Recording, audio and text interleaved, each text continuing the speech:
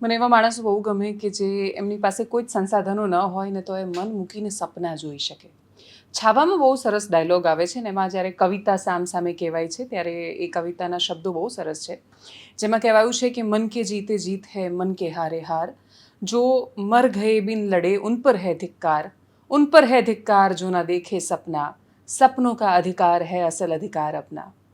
ભાવનગરના સિંહોર પાસેના ખૂબ નાના એવા ખાંભા ગામમાં રહેતો એક છોકરો મજબૂરીના કારણે શરૂઆતના દિવસોમાં સંઘર્ષના કારણે પૂરી શિક્ષા પણ પ્રાપ્ત ન કરી શકે, પણ તોય એની આંખોમાંથી એ સપનું જોવાની ધગશ ન નીકળી જાય. એની આંખો એ સપનું જોઈ લે અને પછી માત્ર સપના જોતા નહીં, એને પૂરું કરતા અને પછી એ સપનું પૂરું કરવા માટે અતિશય મહેનત કરતા અને પોતાના સપનામાં બીજા હજારો માણસને પણ જોડી લેતા અને અનેક માણસોને કોઈક સોલ્યુશન આપતા લોકો બહુ જ ગમે. અને એટલે જ એવી કંઈક સરસ મજાની કહાની કે જે મને એવું લાગે છે કે તમને સાંભળવી ગમશે. અને માણસો સફળ થાય ત્યારે એની કહાની વાર્તા બની જાય છે, એ સફળ ન થાય તો એ માત્ર સંઘર્ષ રહી જતો હોય છે. અને એટલે જ જો તમને પણ એવું લાગે છે કે જીવનમાં તમારી કોઈક વાર્તા હોવી જોઈએ તો સંઘર્ષથી સફળતા સુધીની એ યાત્રા બહુ જરૂરી છે. અને ભરોસો રાખજો, મહેનત કરો તો થઈ જાય છે. એવો ભરોસો તમને ફરીથી અપાવવા માટે આપણી સાથે કિરણ મકવાણા છે.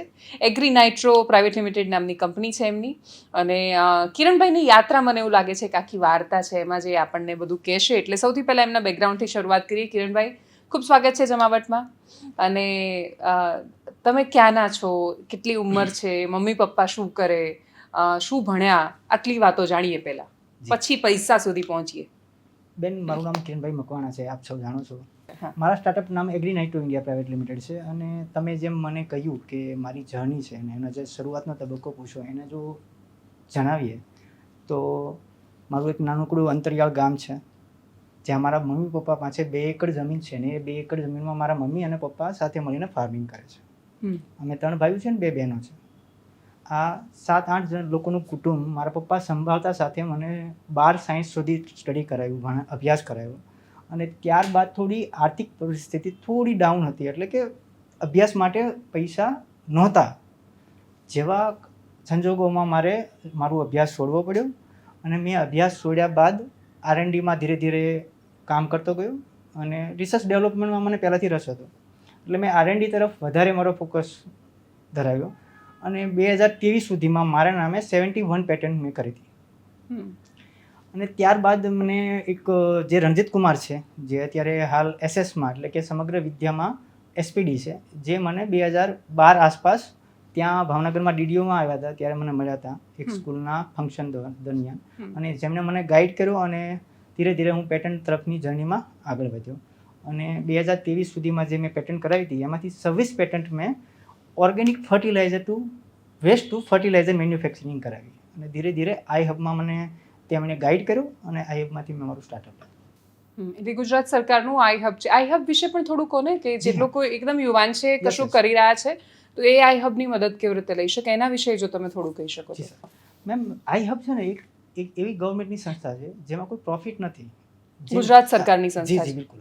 અને જે નાના ઉંમરના બાળકો છે જે સ્ટડી કરી રહ્યા છે એને તેના ડાઉન લેવલથી સ્ટડીના એના જે આઈડિયાથી બિઝનેસ સુધીના તમામ ફેઝ 1 by 1 ને ગ્રાન્ટ પૂરી કરે છે, મેન્ટરિંગ આપે છે, બીજા માર્કેટિંગ સપોર્ટ આપે છે. તમામ પ્રકારના સપોર્ટ આપીને સ્ટાર્ટઅપની એક ફૂલ ફેઝમાં કે રનિંગ સુધી લઈ જવાની મદદ ગુજરાત ગવર્મેન્ટની છે. એટલે ઇન શોર્ટ, તમારી પાસે કોઈ સરસ મજાનો આઈડિયા છે તો તમે iHub પાસે જાઓ. ક્યાં આવ્યું iHub, કેવી રીતે જાય, થોડું એટલે હું તમને એટલા માટે આ બધા પ્રશ્ન પૂછી રહી છું કે જેથી બહુ બધા લોકો સુધી પહોંચે. iHub આપણે અમદાવાદમાં છે, જે KCG કેમ્પસ છે, નવરંગપુરા નોલેજ કન્સોર્ટિયમ. યસ. એટલે એ ત્યાં ક્ષેત્રમાં છે. અને એનું અત્યારે ખૂબ સરસ મજાનું બિલ્ડિંગ છે. ત્યાં કોવર્કિંગ સ્પેસ ત્યાંના iHub-ના બધા જ અચ્છા, કોવર્કિંગ સ્પેસ પણ આપે છે. બધા સ્ટાર્ટઅપને ત્યાં કોવર્કિંગ સ્પેસ આપે છે. અને ત્યાં મહિનાના અમુક દિવસોમાં બધા ઇન્વેસ્ટર અધર સ્ટેટમાંથી ઇન્વેસ્ટર આવે છે, ત્યાં વિઝિટ કરે છે. ફોરેનના પણ ઇન્વેસ્ટર આવે છે, ત્યાં વિઝિટ કરે છે. અને 1 by 1 જેના આઈડિયા છે, જેને સ્ટાર્ટઅપ તરફ આગળ વધવું છે, બિઝનેસ તરફ આગળ વધવું છે, એને 1 by 1 બધી જ મદદ પૂરી કરવામાં આવે છે. ઓકે, તો હવે તમારા પર આવીએ કિરણભાઈ. અને મને એવું લાગે છે કે તમારી આ યાત્રામાં મને બહુ જ સરસ વાત એ લાગી કે તમે એક અધિકારીનો ઉલ્લેખ કર્યો, એવા માણસનો કે જેમણે બહુ વર્ષો પહેલાં તમારો હાથ પકડ્યો અથવા તમને દિશા આપી.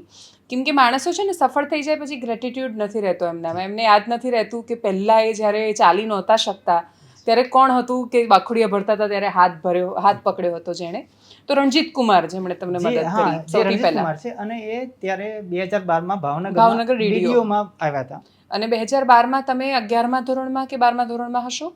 હા, સમથિંગ એમાં એ લાઈન કરીને 12માં નહીં પણ પૂરું થઈ ગયું છે લગભગ. અચ્છા, 12મું પૂરું થવા આવ્યું. એક્ઝેક્ટ ડેટ યાદ નથી એટલા હા માટે. હા હા, સમજી ગઈ. તો એ વખતે તમે પછી તમારો અભ્યાસ છોડ્યો. મારો એવો પ્રશ્ન, અને બહુ સ્વાભાવિક રીતે બધાના મનમાં એ સવાલ આવે કે ભાવનગરના સિંહોરના ખાંભા ગામમાં આ R&D નો વિચાર કેવી રીતે પહોંચ્યો કે ભાઈ રિસર્ચ કરવું છે અથવા હું કંઈ કરી શકું છું? યસ મને 6ઠ્ઠી ક્લાસમાં હતો હું, જ્યારે 6ઠ્ઠામાં ભણતો હતો, 6મા ધોરણમાં, ત્યારે જે પ્રયોગ ની સ્પર્ધા આવે એ રૂરલ રૂટમાં હોય છે, જે પ્રાઇમરી લેવલ હોય છે. તો એમાં લોકો શેની સ્પર્ધા? પ્રયોગની. હા, અલગ અલગ પ્રયોગ લઈને પોતાના પ્રોજેક્ટ વિજ્ઞાન મેળામાં જવાનું. હા, વિજ્ઞાન મેળો. તો એ સમયમાં મને વિજ્ઞાન મેળામાં ખૂબ જ રસ હતો, અને એ સમયમાં મેં એક સ્પેસ એટલે કે અવકાશને લગતો એક નાનકડો પ્રોજેક્ટ બનાવ્યો હતો. વાવ. અને સિમ્પલી 2 બિલોરી કાસ્ટ જે કહેવાય આપણે, 2 બિલોરી કાસ્ટની મદદથી એક પ્રોજેક્ટ બનાવ્યો હતો, અને એના ઉપર તો મેં અત્યારે 400 પેજની મારી પોતાની બુક્સ લખેલી છે. થીસિસ લખ્યો આખો? જી બિલકુલ, કે કઈ રીતે વર્ક કરશે એમ. તો એ 2 બિલોરી કાસ્ટ ઉપર મેં એક નાનકડો પ્રોજેક્ટ બનાવ્યો હતો, અને જે કેન્દ્ર શાળા હોય છે ત્યાં મારો પ્રોજેક્ટ સબમિટ થયો હતો, અને એ સમયમાં મને થોડોક જિલ્લા લેવલનો એક એવોર્ડ પણ મળ્યો હતો એ સમયમાં. સન્માન પણ કર્યું હતું. અને મારો નાનકડો એવો આઈડિયા હતો, અને એ આઈડિયાને ધ્યાને લઈને ઘણા બધા ટીચર્સ, ઘણા બધા લોકોએ મને એપ્રિશિએટ કર્યા. અને એ સમયે ધીરે ધીરે મને પેટન્ટની માહિતી આપી, અને એ તરફ હું ધીરે ધીરે આગળ વધ્યો, અને પછી ત્યાંથી મારી R&D ની જર્ની શરૂ થઈ 6ઠ્ઠી ક્લાસથી. વચ્ચે કંઈક અભ્યાસ છોડ્યો તો તમે? જી, વચ્ચે કંઈક ભણવાનું છોડ્યું હતું 12મા પહેલા પણ? યસ. તો મેં જ્યારે હું ત્રીજી ક્લાસમાં અભ્યાસ કરતો હતો, તો એ સમયે પણ મારા પપ્પાની પોઝિશન થોડી ડાઉન હતી, પણ ઘર વ્યવસ્થિત ચાલતું હતું. મારે જે ફંડિંગની જરૂરિયાત પડતી હતી, મારે R&D માં પૈસા લગાડવા હતા, તો મારે કંઈક નાના મોટું કંઈક, એટલે બિલોરી કાચ લેવો હોય તો પૈસા તો જોઈએ. હા, યસ, પૈસા જોવે. તો એ સમય દરમિયાન મારા પપ્પાની પોઝિશન એવી નથી કે મને પૈસા આપે. તો જેના કારણોસર મારે પોતે ત્રીજી ક્લાસમાંથી મેં અભ્યાસ છોડ્યો હતો. એ મારા પોતાના ડિસિઝન હતા. મેં અભ્યાસ છોડ્યો, મેં મજૂરી કરી છે, લોકોને જંગલમાંથી લાકડા કાપીને આપ્યા, વેચ્યા છે, અને એમાંથી મેં 2000 રૂપિયા એકત્રિત કર્યા હતા. અને 2000 એકત્રિત કર્યા બાદ મેં એમાંથી નાની મોટી સામગ્રી ખરીદી, અને મારી પાસે 2000 પૂરા થયા ત્યારે મને આખો અનુભવ થયો કે એને કે અનુભવ વગર પોસિબલ નથી. તમારી પાસે પુસ્તકીય જ્ઞાન જરૂરી છે, બટ જે પ્રેક્ટિકલ છે એ પ્રેક્ટિકલ હોવું જોઈએ. પ્રેક્ટિકલ વગર કોઈ વસ્તુ પોસિબલ નથી. તો એ 2000 ખર્ચ કરીને મને અનુભવ થયો કે મારી પાસે નોલેજ ઓછું છે, મારે આગળ અભ્યાસની જરૂરિયાત છે, મારે વધારે ફંડિંગ ક્યાંથી આવે જેથી મારા હું આઈડિયાને ડાયરેક્શન આપી શકું.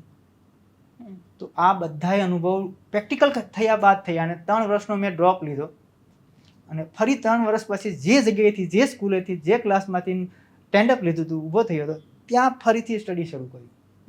આ એક બહુ અગત્યની બાબત છે. તમે એક વસ્તુને છોડી દો છો અને એને તમે ફરીથી તે જગ્યાએ જઈને પાછી શરૂ કરવી, એ બહુ તમારામાં અતિ લેવલનો આત્મવિશ્વાસ હોય તો જ પોસિબલ છે, બાકી પોસિબલ નથી. માણસ ક્યારેય તે જગ્યાએ જઈને ફરીથી રિએક્ટ કરવાની એનામાં ક્ષમતા જ ના આવે, માણસ પડી ભાંગે. પણ મેં ફરીથી એ ત્રીજી કક્ષામાં જઈને અભ્યાસ કર્યો, અને એને 12 સાયન્સ સુધી કમ્પ્લીટ સુધી લઈ ગયો. હા, કેમ કે તમારી સાથે ભણતા છોકરા તો આગળ 6ઠ્ઠા ધોરણમાં પહોંચી ગયા હોય, તમે તમારાથી 3 વર્ષ નાના બાળકો સાથે ફરીથી ભણવા માટે એન્ટર થતા હો, અને પછી એને પૂરું કરીને 12th સાયન્સ સુધી ગયા. ક્યાં સરકારી પ્રાથમિક શાળામાં ભણ્યા? હા, હું ખાંભા પ્રાથમિક શાળામાં અભ્યાસ કરતો હતો. અને તે સમયે મને મારા ટીચરનું નામ યાદ છે, મનુભાઈ પરમાર કરીને છે. એ મને ત્રીજી ક્લાસમાં પઢાતા હતા. એટલે પ્રાઇમરીમાં તો કેવું હોય કે ભાઈ હાલો ત્રીજું ક્લાસ છે, તો બીજા ક્લાસમાંથી પાસ આઉટ થઈને છોકરા ત્રીજા ક્લાસમાં આવ્યા, એટલે એક ટીચર એ ત્રીજા ક્લાસને આખું વર્ષ ભણાવશે, અને પછી એને સ્વતઃમાં ડ્રોપ આઉટ કરશે. હા, ત્યાં વિષય પ્રમાણે ના હોય, એ આખા ક્લાસના એક ટીચર ને બધું ભણાવે. આ ઘણા બધા વર્ષ પહેલાની પેલી હતી પ્રોસેસ. અત્યારે ઘણું બધું સેન્સ છે કે પીડીઆર આવતા હોય છે, ટાઈમ ટુ ટાઈમ સેન્સ થતા હોય છે, જેથી છોકરા બોરિંગ હજી એના નાના ક્લાસીસ જે નાનપણ બિલકુલ. એકથી પાંચના છે એમાં તો એક જ ટીચર yes, હોય yes, છે, yes. એટલે એક ક્લાસ ટીચર હોય, વર્ગ શિક્ષક, જી બિલકુલ. અને વર્ગ શિક્ષક હોય એ ભણાવે મોટા ભાગે, પછી વિષય પ્રમાણે બધાને યસ યસ બધું ભણાવતા જાય. જી. અને 12th સાયન્સ પછી તમે આગળ ભણી ન શક્યા. ત્યારે શું હતું કે 12th સાયન્સ મેં જેવું પૂરું કર્યું ને એટલે મારા પપ્પાની ઓલરેડી પરિસ્થિતિ ખરાબ હતી અને મારા મોટા ભાઈ છે ને ડાયમંડમાં કામ કરતા હતા, હીરામાં, પોલિસિંગમાં, સુરત. તો એ મને નાના મોટા પૈસા આપતા હતા ને હું એના પૈસા બધા R&Dમાં લગાડતો હતો. ત્યારે મારા નામે ઘણી બધી પેટન્ટ કરી નાખી હતી મેં. એમ પેટન્ટ હું પોતે ફાઇલિંગ કરતો હતો, એનું પણ થોડુંક કહી દઉં પેટન્ટ વિશે. હા યસ, એ પેટન્ટ એટલે જેમ કે મને એક આઈડિયા આવ્યો, મારો ઓરિજિનલ આઈડિયા છે એવું મને લાગે છે, હું એને કેવી રીતે પેટન્ટ કરાવી શકું. જી. તો એ 12 સાયન્સ મેં જ્યારે પૂરું કર્યું ત્યારે મારી પાસે ખરેખર ખૂબ આર્થિક પોઝિશન બહુ ખરાબ હતી મારી, જેના કારણે મેં મારું લિવિંગ સર્ટી, મારે આગળ સ્ટડી કરવાની ગણતરી હતી પણ હું મારા લિવિંગ સર્ટી માટે જે ફીસ બાકી હતી સ્કૂલની એ નથી પૂરી કરી શકી. પ્રાઇવેટમાં ભણતા હતા? જી હા, હું પ્રાઇવેટ સ્કૂલમાં ભણતો હતો ત્યારે. તો એ મેં મારું લિવિંગ સર્ટી અને સર્ટિફિકેટ અમુક જે હોય સર્ટિફિકેટ પાસ આઉટના, એ સર્ટિફિકેટ ત્યાંથી ના લઈ શક્યો. અને જે સર્ટિફિકેટ મેં 2023માં જ્યારે મારી કંપની ફૂલ ફેઝમાં આવી ત્યારે 2023માં સ્કૂલ પાસેથી લીધા. અને હું એનો પણ ધન્યવાદ કહું છું કે એણે 2023 સુધી મારા સર્ટિફિકેટ ત્યાં સાચવ્યા. તો એવા કારણોસર મારે 12 સાયન્સ ડ્રોપ આઉટ કરવું પડ્યું. અને ભાઈ જે રૂપિયા આપતા હતા એને R&Dમાં કેવી રીતે લગાડી શકાય, વધારે R&D કઈ રીતે થઈ શકે. અને ત્યારે મેં પાછું એ સમય દરમિયાન મેં મારા પપ્પાનો જે એગ્રીકલ્ચર વેસ્ટ નીકળતો હતો એના ઉપર R&D શરૂ કર્યું હતું 2000 જ્યારે હું 12 સાયન્સ કમ્પ્લીટ કર્યો ત્યારે. તો મેં એ R&Dનું કામ ત્યારે શરૂ કર્યું હતું. એટલે મારે વધારે ફંડિંગની જરૂરિયાત હતી પણ એવી પોઝિશન નથી કે એવું ફંડિંગ નહોતું આવતું કે હું મારા સ્કૂલના જે સ્ટડી છે એને આગળ વધારી શકું કે મારા લિવિંગ સર્ટી છે એને હું લઈ શકું ફીસ પૂરી કરીને. કેટલી ફીસ હતી એ વખતે 12th સાયન્સ? એ સમય મારા 25,000 રૂપિયા બાકી હતા અને હું 25,000 રૂપિયા ત્યાં પે નથી કરી શકતો. અને એટલે પછી ભણવાનું છોડ્યું અને રિસર્ચમાં પૂરેપૂરું જે જી, પૈસા બિલકુલ. આવ્યા એમાં નાખ્યા. જી. અને એના પછી બહુ જ બધી પેટન્ટ છે તમારે, એટલે હા મેં તમને પેટન્ટનો જે સવાલ કર્યો કે પેટન્ટ કઈ રીતે લઈ શકાય, કઈ રીતે એની પ્રોસિજર શું હોય છે? બેન, બને એવું છે કે આપણા સમાજને હું કોઈના પર કોઈ પણ પ્રકારનો આક્ષેપ ક્યારેય લગાડતો નથી. આ મારું પ્રેક્ટિકલ નોલેજ છે અને નોલેજને અનુસાર હું એવું માનું છું કે કોઈ દિવસ કોઈને આક્ષેપ ના લગાડો. તમારી પાસે જે કુદરતે તમને આપ્યું એ બરાબર આપ્યું છે, તમારી મહેનત છે, મહેનત પ્રમાણે માણસને મળવાનું જ છે. આજ નહીં તો કાલ, કાલ નહીં તો પરમ દિવસે 1 by 1 તમે એક લાઈનમાં મહેનત કરો છો, તમારો ફોકસ સીધો છે એટલે તમને વહેલા મોડું 5-15 દિવસ વહેલા મોડું પણ જે પ્રાપ્ત થવાનું છે એ થવાનું જ છે. તો આપણા સમાજમાં લોકો ગાઈડ કરે છે, ગાઈડ ઘણા બધા લોકો કરે છે, બહુ બધા ગાઈડ કરે છે. 1000 જણા તમને ગાઈડ કરે છે તો એમાંથી માત્ર 5 જણા એવા હોય છે કે જે તમને રિયલ સપોર્ટ કરવા બેઠા છે. હા, એટલે સલાહ આખી દુનિયા આપે છે, સાથ નથી આપતી. યસ. તો એ સમયે જ્યારે મેં 6ઠી ક્લાસ પૂરી કરીને એ સમયે મારી પાસે ઘણા બધા આઈડિયા હતા. એ આઈડિયાને ડોક્યુમેન્ટ કેવી રીતે એના તૈયાર કરવા, એને પેટન્ટને લગતા ડોક્યુમેન્ટ કેવી રીતે તૈયાર કરવા. હું તમને આ એક એવી ઘટના કહું છું કે ગુજરાતમાં આપણે પેટન્ટની ઓફિસ નથી અને 6ઠી ક્લાસમાં ભણતો અચ્છા. હા, પેટન્ટની ઓફિસ ગુજરાતમાં નથી. ઓકે. ટ્રેડમાર્કની છે, પેટન્ટની નથી. પેટન્ટ માટે આપણે મુંબઈ જવું પડે છે. ઓહ. હા. તો એક 6ઠી ક્લાસમાં ભણતો છોકરો પેટન્ટનું નોલેજ કેવી રીતે ધરાવે? ના ધરાવે. અને એ પણ પાછું રૂરલ રૂટનું જ્ઞાન છે, એટલે કે ગામડાનું ભણેલું છે. એટલે ત્યાં આટલું બધું પેટર્ન શબ્દ ના ખબર હોય ત્યારે તો. તો એ સમયમાં મને કોઈ ગાઈડ ઘણા બધા કરતા હતા, જે રીતે રણજીત સાહેબ ગાઈડ કરતા હતા એ લોકો તો મને પર્ટિક્યુલર સપોર્ટ આપતા હતા. ગાઈડ સાથે સપોર્ટ આપતા હતા, હાલે આપી રહ્યા છે. મને કાંઈ નાની મોટી મૂંઝવણ હોય એટલે હું એને ફોન કરું છું, મળવા જાઉં. આજે તો હું તમને એમ કહું કે આપણા આખા ઇન્ડિયામાંથી 200થી વધારે IAS મને ઓળખે છે, પર્ટિક્યુલર નામથી ઓળખે છે, અને હું એને ટેલિફોનિક ચર્ચા પણ કરી શકું એમ. સાથે આપણા ગુજરાતમાં જેટલા પણ IAS અધિકારી છે એ બધા ઓળખે છે. અને બિઝનેસ રિગાર્ડિંગ કે કોઈ સ્ટાર્ટઅપ રિગાર્ડિંગ કે બીજા જે તે નાના મોટા સબ્જેક્ટ માટે એની સાથે બધા ચર્ચા થાય છે નાની મોટી. તો એ સમયે 6ઠી ક્લાસમાં મેં એડ્રેસ લીધું, ધીરે ધીરે ત્યાં વિઝિટ કરી, મેં પોતે એકલા વિઝિટ કરેલી છે. અચ્છા, પેટન્ટની ઓફિસ મુંબઈ ગયા હતા? જી હા. અને મને ત્યાં કેવી રીતે ગયા હતા? ટ્રેનમાં? ટ્રેનમાં નહોતો ગયો, સોરી. એક અમારે ભાવનગરથી ત્યાં ટ્રાવેલ્સ હાલે છે, માયા કરીને, એમાં મેં ટ્રાવેલિંગ કર્યું હતું. અને ત્યાંના જે ડ્રાઈવર ને કંડક્ટર હતા એના મારા કોઈક મિત્રના કે પપ્પાના ઓળખીતા હતા અને એના જઈને મારી પાસે પૈસા તો લાવતા હતા નહીં એટલે એ લોકોએ મને નાની મોટી વ્યવસ્થા કરી આપી અને હું ત્યાં પહોંચી ગયો. પછી એ લોકોએ મને ગાઈડ કર્યો કે ભાઈ તું અહીંથી અહીંયા જજે તો તને ત્યાં આ મળી જશે. મારી પાસે એડ્રેસ હતું અને મને રસ્તો ખબર નહોતો. તો કયા વર્ષે ગયા હતા મુંબઈ, કયા ધોરણમાં? છઠ્ઠી ક્લાસમાં, એટલે કે હું 12-13 વર્ષનો હતો ત્યારે, હમ.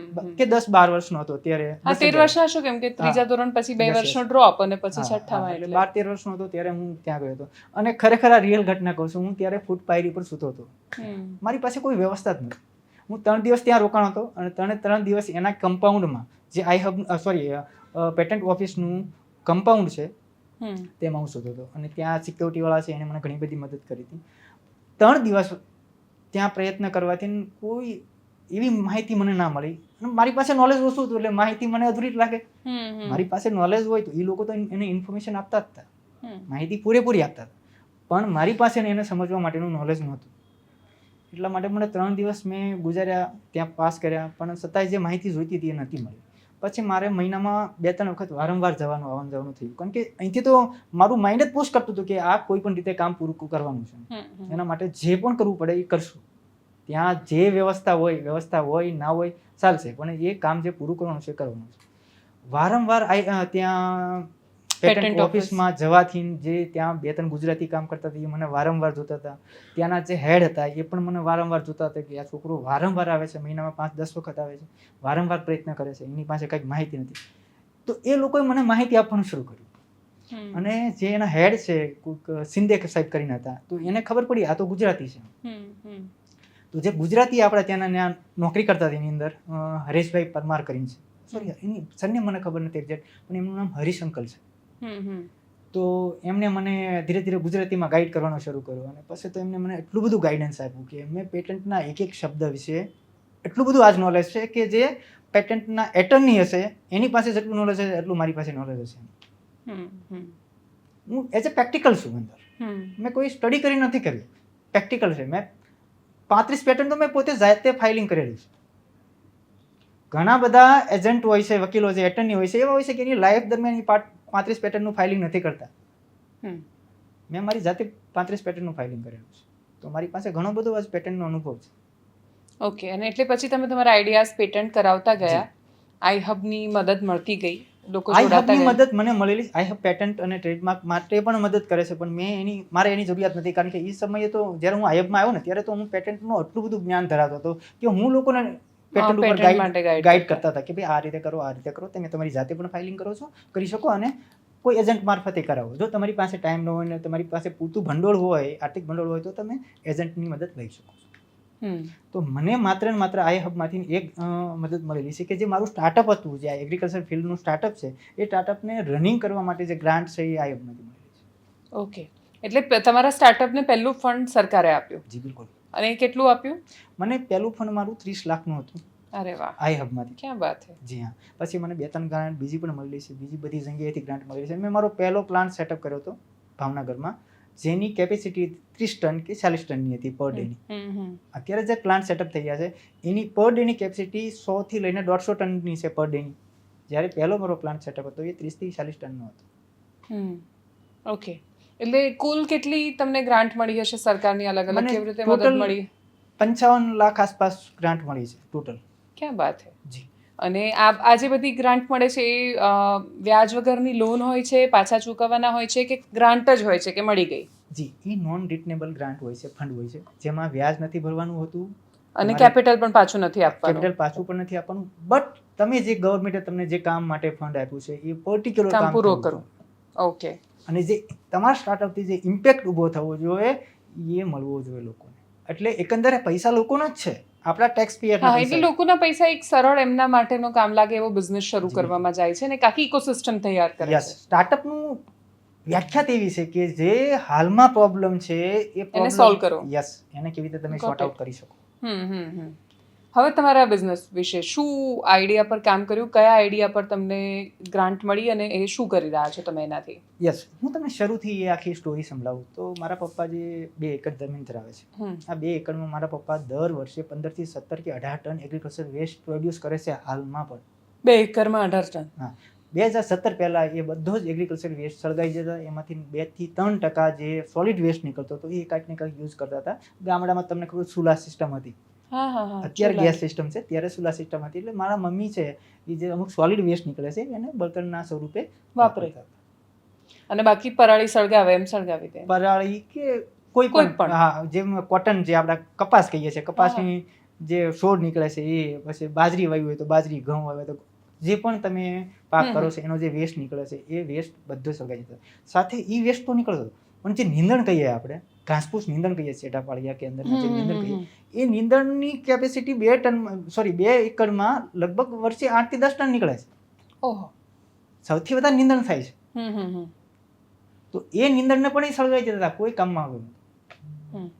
તો એ સમય દરમિયાન જ્યારે મેં 12 સાયન્સ કમ્પ્લીટ કર્યું ને એ પૈસા નહોતા, એમ કહે છે ને કે ભાઈ કહેવાય છે કે બધા કહે છે કે આ આપત્તિ હોય ને આવિષ્કાર થાય. હા, અછત હોય ત્યારે તમને કિંમત Yes, સમજાય. કિંમત સમજાય. તો જ્યારે ફાઇનાન્શિયલ તકલીફ હતી તો એ સમય દરમિયાન જોયું કે ભાઈ ખેતી 2 એકર છે, એમાંથી આવક તો આવે છે, એ મર્યાદિત છે, પણ જે વેસ્ટ નીકળે છે એ તો કંઈ કામમાં જ નથી આવતું. અને સામે જે દવાઓ, ખાતર છે એ ઘણી બધી મોંઘી છે. હું કોઈ સરકારની પર આક્ષેપ નથી કરતો, સરકાર ખૂબ જ સારી છે, ગવર્મેન્ટ ખૂબ પોઝિટિવ છે કે ઘણી બધી સબસિડી આપે છે, ઘણા બધા ફાર્મરને મદદ કરે છે, એવું બધું કરી રહી છે. પણ સાથે જે વેસ્ટ નીકળે છે એનું મેનેજમેન્ટ માટે કાંઈ નહોતું. એટલે કે વેસ્ટ સળગાઈ જતા હતા, એનાથી પોલ્યુશન થતું હતું. તો એને કન્સેપ્ટ લઈને મેં R&D શરૂ કર્યું અને પહેલાં તો એવા વિચાર્યું, એવા આઈડિયા પર શરૂ કર્યું કે આટલો બધો વેસ્ટ નીકળે છે, એવો બલ્કમાં એવી કઈ સામગ્રી છે કે જેનો યુઝ કરી શકાય, આમાંથી એવી કઈ પ્રોડક્ટ બની શકે કે જે બલ્કમાં વાપરી શકાય. તો એમાં બહુ સર્વે અને બહુ જોયું મેં, R&D કર્યું. એટલે એમાંથી પહેલાં ફર્ટિલાઇઝર પહેલાં ધ્યાને આવ્યું કે ખાતર વસ્તુ એવી છે કે એના ખેતરમાં એ ઉત્પાદિત છે કચરો, અને એમાંથી જ ખાતર બનીને એને જ પાછા જમીનને પૂર્ત કરવાની છે. તો આ એક પ્રોડક્ટ ખૂબ સારી પ્રોડક્ટ છે. તો મેં એના પર R&D શરૂ કર્યું ને લગભગ 7 થી 8 વર્ષ કન્ટિન્યુ R&D રાખ્યું, અને એમાં બહુ બધા પ્રેક્ટિકલ કર્યા, ટ્રાયલ કરી, એમાંથી ધીરે ધીરે સફળતા મળતી ગઈ. એમાંથી 2019 સુધીમાં ત્યારે મેં લગભગ 26 પ્રોડક્ટ તો મારી તૈયાર કરી નાખી હતી, પ્રેક્ટિકલ ટ્રાયલ સાથે, કૃષિ યુનિવર્સિટીના ટ્રાયલ, પ્રેક્ટિકલ. ત્યારબાદ મેં 26 પ્રોડક્ટ તૈયાર કરી, અને એ 26 પ્રોડક્ટને મેં 2018માં પેટન્ટ માટે એપ્લાય કર્યું, અને 2023માં મને એની 26 પેટન્ટ ગ્રાન્ટ થઈ. ઓકે. તો તમે આખી આને કેવી રીતે પ્રોસેસ કરો છો, શું કરો છો, બિઝનેસ કેવી રીતે કામ કરે છે? શરૂઆતમાં જે અમારું કામકાજ છે ને એવું છે કે જે તાલુકા વાઇઝ પ્લાન્ટ આવે છે ને એમાં શું થાય છે કે જે ખેડૂતો પોતાનો કચરો છે એ કચરો લઈને આવે છે પ્લાન્ટ સુધી, અને એની રિક્વાયરમેન્ટ મુજબ એના કચરામાંથી કયા કયા ખાતર બનાવવાના છે એ અમને ઓર્ડર આપવાનો છે કે ભાઈ હું તમને આલો 5 ટન કચરો આપું છું, 5 ટનમાંથી મારે આ 26 પ્રકારના ખાતરમાંથી આ પ્રકારના ખાતર એટલે ક્વોન્ટિટીમાં બનાવવાના. કેટલી ટાઈપના ખાતર બનાવો છો તમે? 26 પ્રકારના ખાતર બનાવીએ છીએ, અને જે ખેડૂતોની 95% જરૂરિયાત પૂરી કરે છે. ઓકે. ખાતર એને 5% બહારથી લેવાનું થાય છે ખાતર. જે કેમિકલ જે પેસ્ટિસાઇડ છે, પેસ્ટિસાઇડ અમે બનાવતા નથી. જે 5%માં આવે છે, જેની પૂરત એમને બહારથી સોર્સથી કરી. ઓકે. તો તમે જે ખાતર બનાવો છો એ ઓર્ગેનિક હોય છે? કેમ કે આના વેસ્ટમાંથી જ બને છે. 100% ઓર્ગેનિક હોય છે. ઓકે. તો આ કેવી રીતે, આ પ્લાન્ટ ક્યાં છે, કઈ કઈ જગ્યાએ છે, કેવી રીતે કામ કરે છે, અને ખેડૂતને શું મળે આમાં? જી હા, હાલમાં ભાવનગરમાં એક પ્લાન્ટ સેટઅપ છે, સિહોર સેટઅપ થઈ રહ્યો છે, તળાજા, મહુવા, પાલીતાણા, ગારિયાધાર અને જેસર, આ 7 તાલુકામાં બીજા 7 પ્લાન્ટ સેટઅપ થઈ રહ્યા છે. વધીને 15-20 ચાલુ ક્યાં છે પ્લાન્ટ? ભાવનગરમાં ચાલુ છે ને સિહોરમાં ચાલુ છે. અચ્છા, ચાલુ છે ત્યાં, એટલે પહેલા જ પોતાના જિલ્લામાં છો એમ ને? હા, ભાવનગરમાં મેં આજથી 7 વર્ષ પહેલા પ્લાન્ટ સેટઅપ કર્યું હતું. ઓકે. તો તમારો પાયલટ પ્રોજેક્ટ ભાવનગર છે. જી. અને એમાં કેવી રીતે, જેમ કે મારું ખેતર છે, મારે બહુ જ બધો કચરો નીકળ્યો, તો હવે શું મારે તમારા પ્લાન્ટ આવવાનું પ્રક્રિયા શું છે? તમારે કચરો લઈને અમારા પ્લાન્ટ સુધી આવવાના છે. તમારા ઓર્ડર પ્રમાણે તમારા કચરામાંથી ખાતર બનાવીને અમે તમને પરત કરશું. ઓકે. એટલે વન ટાઈપ ઓફ ઘરઘંટી. આપણે આપણું અનાજ લઈને જઈને દળીને આપે. હા, એનો જે પ્રોસેસિંગ ચાર્જ હોય છે અમારો, એ માર્કેટ કરતાં 85% સસ્તો છે. એટલે કે જે બજારમાં 2200 રૂપિયાની ડીએપીની બેગ મળે છે 50 કિલોની, એ જ ડીએપીની અવેજીમાં અમે ઓર્ગેનિક ફોસ્ફરસ બનાવીએ છીએ, જે તમને તમારા કચરામાંથી 225 રૂપિયામાંથી તૈયાર કરીને 50 કિલોની બેગ આપી દઈશું. ઓકે. એટલે 225 રૂપિયામાં મને તમે, એટલે હું 225 રૂપિયા મારે તમને આપવાના, તમે મને ડીએપીની એક બેગ આપી રહ્યા છો, જે બહાર 2200 રૂપિયામાં મળે છે. પણ સાથે મારો બીજો કોસ્ટ પણ એડ થાય ને એમાં, કેમ કે એ બધો કચરો હું લઈને આવું ત્યાં ભેગો કરીને. એના પર હું તમને સમજાવું કે મેં તમને શરૂઆતમાં મારા પપ્પાનું ઉદાહરણ આપ્યું હતું કે મારા પપ્પા જે 17-18 ટન કચરો પ્રોડ્યુસ કરે છે, એમાંથી 5 ટન કચરાનું હાલમાં પણ ફર્ટિલાઇઝર બનાવે છે, છેલ્લા 7 વર્ષથી બનાવે છે. બરોબર. બાકીનો જે 12-13 ટન કચરો વધ્યો એ અમને 4 રૂપિયા કે 5 રૂપિયા કે 3 રૂપિયાથી શરૂઆત થાય છે ને, છેલ્લે 5-6 રૂપિયા સુધી હાઈએસ્ટ હોય છે. અચ્છા. એટલા કિલોના ભાવે વેચી દે છે અમને. તમને? હા. એટલે તમે કચરો ખરીદો પણ છો? યસ. એટલે મારા પપ્પા દર વર્ષે અમારી પાસેથી 50-60 હજાર કે 70,000નો કચરો વેચે છે, પ્લસ ખાતર લે છે. ખાતર લેશે, જે માર્કેટ કરતાં 85% સસ્તું છે. એટલે કે એમાંથી કે એમાં એમનો ખર્ચો ઉમેરી દો તો પણ એમને 70% ખૂબ 60% સરળ તો એમ. મળે જ જે છે. 70,000 રૂપિયા આવે છે એમાંથી 20,000માં 25,000માં ખાતર તૈયાર થઈ જાય છે. 20-25,000માં ખાતર આખા વર્ષનું તૈયાર થઈ જાય છે. બાકીના જે 50,000 રૂપિયા એ વધ્યા, અને ખાતર જે 80% સસ્તું મળ્યું એ ફાયદો થયો એ અલગ. એટલે મારા પપ્પા દર વર્ષે અમારી પાસેથી 1 લાખથી લઈને 1.5 લાખ રૂપિયા સુધીની આર્થિક સહાય હાલમાં પણ લઈ રહ્યા છે. ઓકે. અને આ તમે જે ખાતર બનાવો છો એમાં ને ડીએપીમાં શું ફરક હોય છે? શું એટલું જ વપરાય એવું છે, ત્યાં યુઝફુલ છે? અમારા વેલિડેશન મુજબ, જે કૃષિ યુનિવર્સિટીના અમારા વેલિડેશન મુજબ યુઝ સેમ છે, પણ અમારું કેરફુલી વાપરવાની જરૂરિયાત હોય છે છેલ્લા 3 વર્ષ સુધી. આજે તમે ચાલુ કર્યું તો છેલ્લા 3 વર્ષ સુધી કેરફુલ વાપરો. કેવી રીતે મતલબ? હા, એ જ હું તમને સમજાવું છું. કેમિકલ ફર્ટિલાઇઝર કેવું છે કે એને ડાયરેક્ટ છોડને કાંઈક ને કાંઈક કન્ટેન્ટ પૂરા કરે છે અને છોડ ગ્રોથ થાય છે. જ્યારે આપણું ફર્ટિલાઇઝર છે ને, એ છોડને તો ગ્રોથ કરે છે, સાથે જમીન રીબિલ્ડ કરવાનું કામ કરે છે. જમીન સુધારે છે. યસ. જે આપણા ખેડૂત ભાઈઓએ ગયા 15, 20, 25, 30 વર્ષથી જે કેમિકલ ફર્ટિલાઇઝર વાપરીને જે જમીનની જે ફર્ટિલિટી અત્યારે હાવ ડાઉન થઈ ગયેલી છે. હું નથી કહેતો વિશ્વભરના તમામ ફળદ્રુપ નથી જમીન. હા, તો જે ડાઉન થઈ ગઈ છે, અમે એને રીબિલ્ડ કરવાનું કામ કરી રહ્યા છીએ. ઓકે. તો એમાં કેવી રીતે કેરફુલ વાપરવાનું મને ના ખબર પડી. કાળજી શું રાખવાની? સમય સાથે વાપરવું, પછી જે અમારી જે ક્રાઇટેરિયા છે એ પ્રમાણે એને ફોલો કરવા, કયા ટાઈમ મુજબ કયું ખાતર વાપરવું, એ બધી, પછી જે પિયત છે અમારામાં પાણીની ભરપૂર આપવું પડે છે. કારણ કે જે આપણે કહીએ ને કે ભાઈ બાળક જ્યારે એનો વિકાસ હોય ત્યારે એને ખોરાક, પાણી એને પ્રમાણમાં જોઈએ. તો અમે જ્યારે જમીનનું આ 3 વર્ષનું રીબિલ્ડ છે, એ સમય દરમિયાન અમારે ટાઈમ ટુ ટાઈમ બધી જ સામગ્રી જમીનને પૂરી પાડવી પડે. અને જેવું 3 વર્ષ અમારા પૂરા થાય, એને કેરફુલી યુઝ કરીને 3 વર્ષ પૂરા કર્યા, એટલે પાછળના 10 વર્ષના સર્વે મુજબ એનું જે ઉત્પાદન છે એ સમાન મળશે. અને 3 વર્ષ પછી એના ઉત્પાદનમાં 3.5 થી લઈને 7 થી 8% કે 9% સુધીનો વધારો કે ઇન્ક્રીઝમેન્ટ આવી શકે છે. એટલે 3 વર્ષ પણ નુકસાન નહીં જાય ને ઉત્પાદન? નુકસાન કોઈ પણ પ્રકારનું અમારા ફર્ટિલાઇઝરમાં છે નહીં. ના, એવું નહીં, પણ એનાથી એનો પાક ઘટી જાય કે ઉત્પાદન ઘટી જાય કે એવું કશું? એની સંપૂર્ણ જવાબદારી અમારી કંપનીની હોય છે. અચ્છા. સંપૂર્ણ જવાબદારી અમારી કંપની લે છે. અમે તો ખેડૂતો સાથે એગ્રીમેન્ટ કરવા પણ તૈયાર છીએ કે તમે અમારી સાથે એગ્રીમેન્ટ કરી લો કે જો તમારા પાકમાં કોઈ છેલ્લા 10 વર્ષના સર્વે મુજબ ઘટાડો આવશે તો એની સંપૂર્ણ જવાબદારી અમારી કંપની રહેશે કે અમારી કંપની તમને વળતર પૂરું કરશે. ઇન કેસ તમારે કોઈ કુદરતી આફતના કારણે તમારો પાક નુકસાન ગયો તો એની અમારી કોઈ જવાબદારી હોતી નથી.